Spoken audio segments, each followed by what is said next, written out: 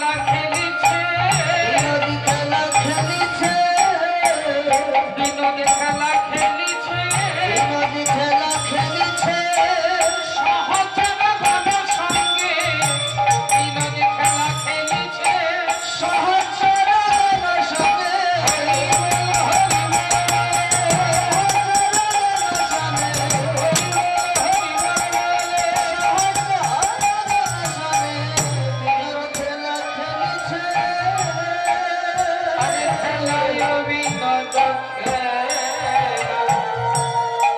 আমার গোড়া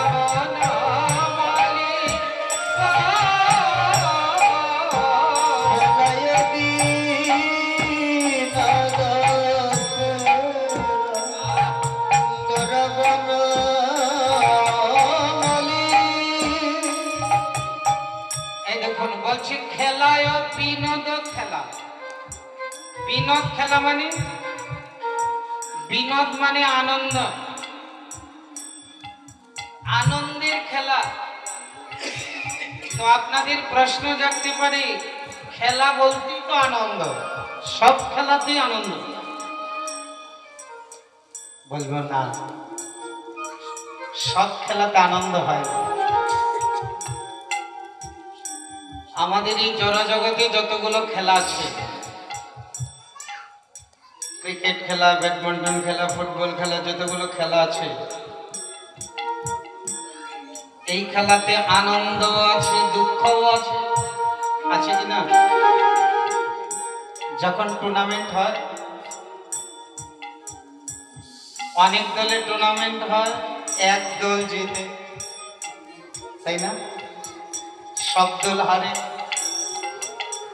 যারা হারে তারা কেঁদে কেঁদে ফিরে কাঁদে না যে দল জিতে তারা আনন্দে জয় জয়গান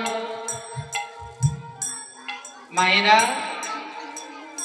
এই জড়জগতের যত খেলা আছে সেই খেলায় হার জিত আছে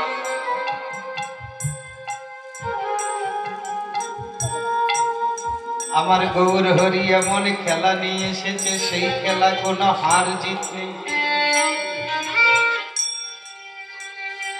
তো গৌর হরি কি খেলা নিয়ে এসেছে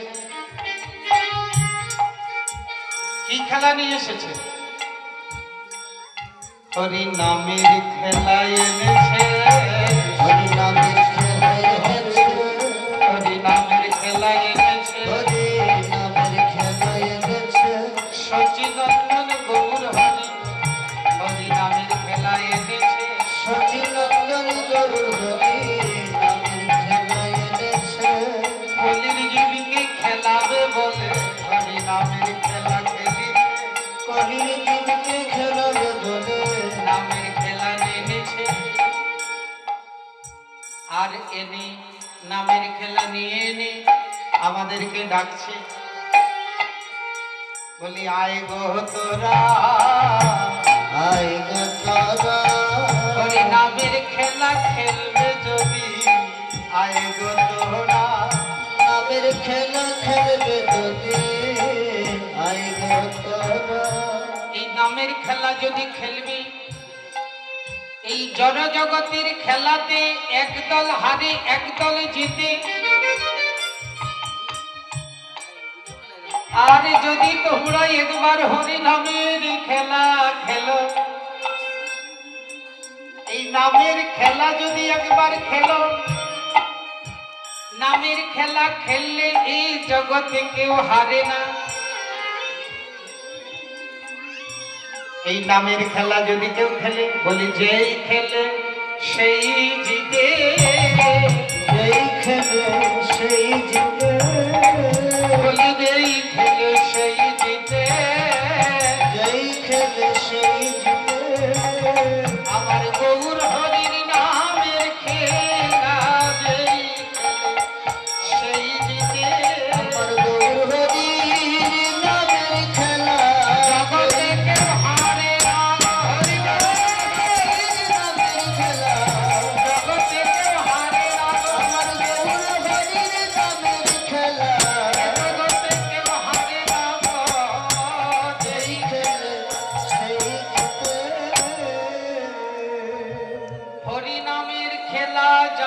খেলেছে তারা হেরেছে এমন কোনো প্রমাণ নাই। ধ্রুব খেলেছে, হেরেছে? ধ্রুব কি হেরেছে? জিতেছে। প্রহ্লাদ মহারাজ খেলেছে, হেরেছে কি? তার পিতা বারবার তাকে মৃত্যুদণ্ড দিল, হেরেছে কি?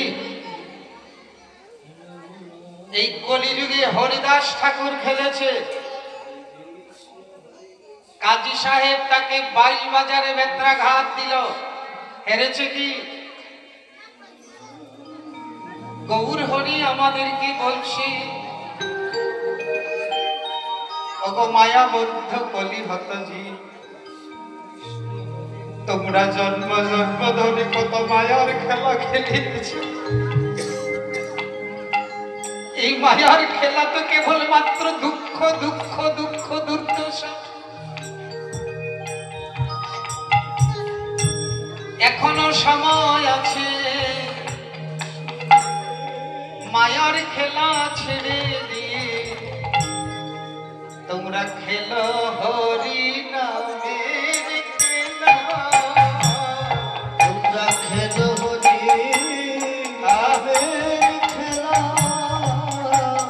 ওগো দূরে যাবে ত্রিতাম জ্বালা, একবার খেলো হরি নামের খেলা। ওগো দূরে যাবে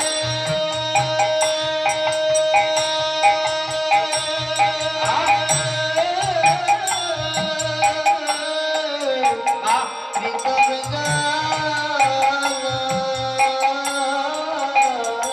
তোমরা খেলো হরি নামের খেলা।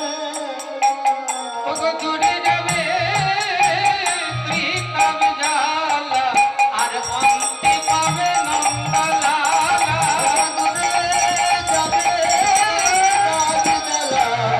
আর অন্ত পাবে নন্দলালা, অন্তে পাবে নন্দলালা।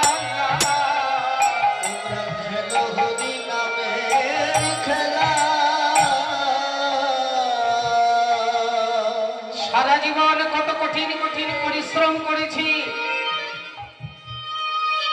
কিন্তু ঘরের কোণে বসে একবার হরিনাম জপ করলাম না, নামের খেলা খেললাম না। আজকাল সারা বিশ্বে হরিনাম সংকীর্তন চলছে। মায়েরা একটু খেয়াল করে শুনুন, আজকাল সারা বিশ্বে হরিনামের খেলা চলছে। মহাপ্রভু বলেছিলেন, এই পৃথিবীতে আছে যত নগরাদি গ্রাম, সর্বত্র প্রচার হবে হরিনাম। আজ তাই হচ্ছে। আপনারা নবদ্বীপে গেলে, মায়াপুরে গেলে দেখতে পারবেন, বৃন্দাবনে গেলে দেখতে পারবেন, বিশ্বের যত দেশ আছে, America, Africa, England, Thailand, Russia, সব দেশের মানুষ এই ভারতবর্ষে আসছে। শুধু আসছে না, হরিনামে মাতোয়ারা হয়ে আসে। এই কয়েকদিন আগে রাধাকুণ্ডে পাকিস্তানের একজন মুসলিম, সে বৈষ্ণব হয়ে গেছে। পাকিস্তানের একজন মুসলিম, সে বৈষ্ণব হয়ে গেছে। এত সুন্দর হরিনাম করে, কীর্তন করে, গলায় মালা, কপালে তিলক, রাধে রাধে, হরে কৃষ্ণ সব সময় বলে। তো দেখুন, পাকিস্তানের একজন মুসলিম, সেও কপালে তিলক, মালা, গলায় মালা নিয়ে হরিনাম জপ করছে, হরিনাম গাইছে, তারা করছে। আর আমরা কত সৌভাগ্য বলে হিন্দু কুলে জন্ম নিয়ে, সনাতনীর ঘরে জন্ম নিয়েও হরিনামের গন্ধ নাই সারা জীবন। আমরা মহাপ্রভুর দেশে জন্ম।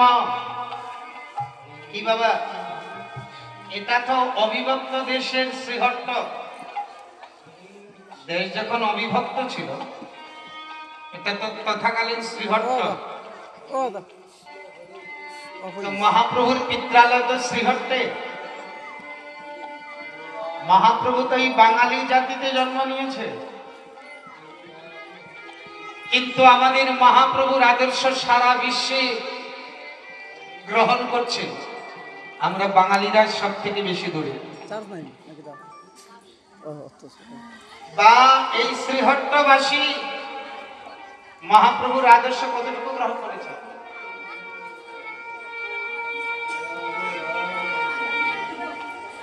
সারা বিশ্বের মানুষ হরিনামে মাতোয়ারা। আমরা হরিনাম নিব তো দূরের কথা, গলায় একটু মালা দিতে লজ্জা করি, তিলক করলে তো সর্বনাশ। একজন যদি গলায় মালা লাগায় তাহলে 5 জন ওর পিছনে লেগে যায়।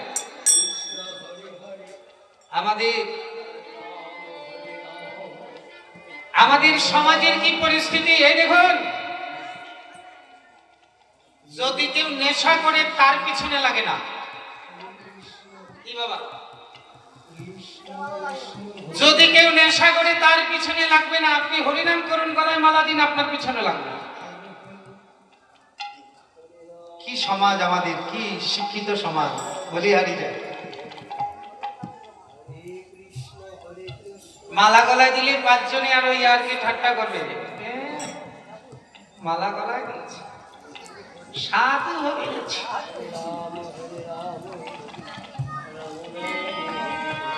তুলসীর মালা গলায় দিলে যদি কেউ বলে আপনি সাধু হয়ে গেছেন, তাকে জিজ্ঞাসা করবেন তোর মনে কি চোর হব না গুন্ডা হব?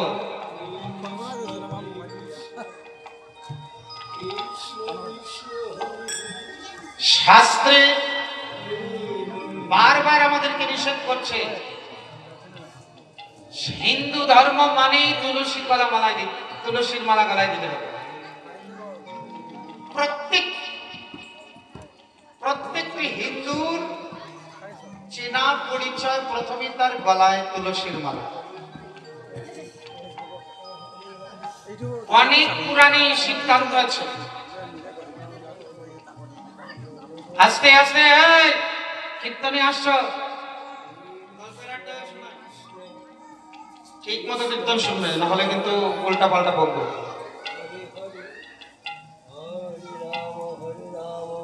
কীর্তন ভালো লাগে না, বাইরে চলে যাবে, এখানে বসে গল্প করে চলবে। কীর্তন ভালো লাগবে কি করে? মোবাইল দেখে দেখে মানুষ আজ ভূত প্রেত হয়ে গেছে, কীর্তন আর ভালো লাগবে না।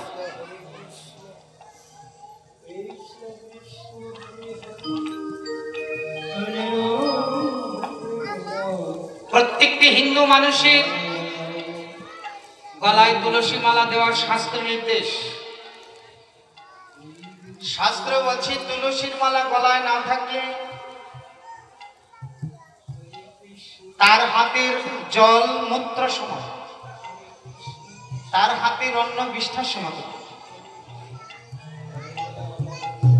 বিশেষ করে মায়েরা তো তুলসীর মালা গলায় দিবেন। প্রত্যেক যতই সুন্দর দেহ থাকুক না কেন, যদি তুলসীর মালা গলায় না থাকে তাহলে দেহটা অপবিত্র। অনেকে বলবেন তুলসীর মালা গলায় দিলে মিথ্যা কথা বলতে নাই। তো তুলসীর মালা গলায় না দিলে মিথ্যা কথা বলা যায় এমন কোন বিধান আছে? কেউ বলবেন তুলসীর মালা গলায় দিয়ে নিম্নবর্ণের লোকেরা, নিম্নবর্ণের লোকেরা বলছে আরেকবার বলবেন না, গলা চেপে ধরবো। কিন্তু তুলসীর মালা যদি নিম্নবর্ণের লোকেরা, তো মহাপ্রভু কি নিম্নবর্ণে জন্ম নিয়েছিল? মহাপ্রভু যে জন্ম নিয়েছিল কোন বংশে? ব্রাহ্মণের মধ্যে যে উচ্চ বংশ মিশ্র।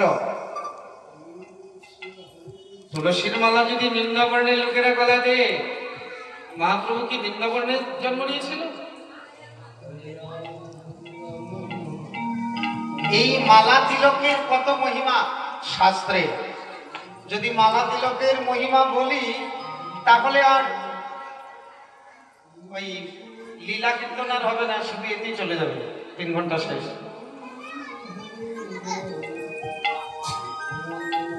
প্রত্যেকটি মানুষের তুলসীর মালা লাগানো একান্ত কর্তব্য। আর তুলসীর মালা না লাগালে কি হবে মায়েরা? দেখবেন রাস্তা দিয়ে কুকুর যায় না? দুই একটা কুকুরের গলায় বেল্ট লাগানো থাকে। তো বেল্ট লাগানো আছে মানে তার মালিক আছে। বেল্ট নাই মানে মালিক ছাড়া। তো চলিত ভাষায় তাকে বলা হয়, বেল্ট লাগানো থাকলে তাকে বলা হয় পালতু, মানে পালিত, পালতু। আর বেল্ট যদি না থাকে তাহলে ফালতু। একটা হয়েছে ফালতু আর একটা হয়েছে পালতু। তো বেল্ট লাগানো কুকুরকে যদি আপনি মারধর করেন তাহলে মালিক আপনার সাথে ঝগড়া লাগবে। আমার কুকুরকে মেরেছো, দেখে যাবো। ঝগড়া করে না মালিক? এমনকি মামলা পর্যন্ত হয়। বেল্ট লাগানো কুকুরকে আপনি মারতে পারবেন না, কেননা মালিক আছে। হ্যাঁ, আর বেল্ট লাগানো না লাগানো কুকুরের মালিক হয়ে যে সে মারতে পারে। তেমনি আমরা যদি আমাদের মালিকের উদ্দেশ্যে একটা এই মালা লাগিয়ে দিই, সবাই বলবে যে না, ওর মালিক আছে। হ্যাঁ, মালিক আছে গো। এমনকি যমরাজ পর্যন্ত ভয় করবে। বলছে তুলসীর মালা যদি গলায় থাকে, তার যদি মৃত্যু হয় তাহলে যমদূত তাকে স্পর্শ করতে পারবে।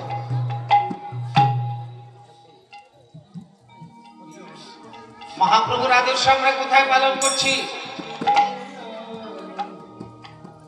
আমরা ভারতবর্ষে মহাপ্রভুর দেশে জন্ম নিয়ে মহাপ্রভুকে চিনছি না। এদিক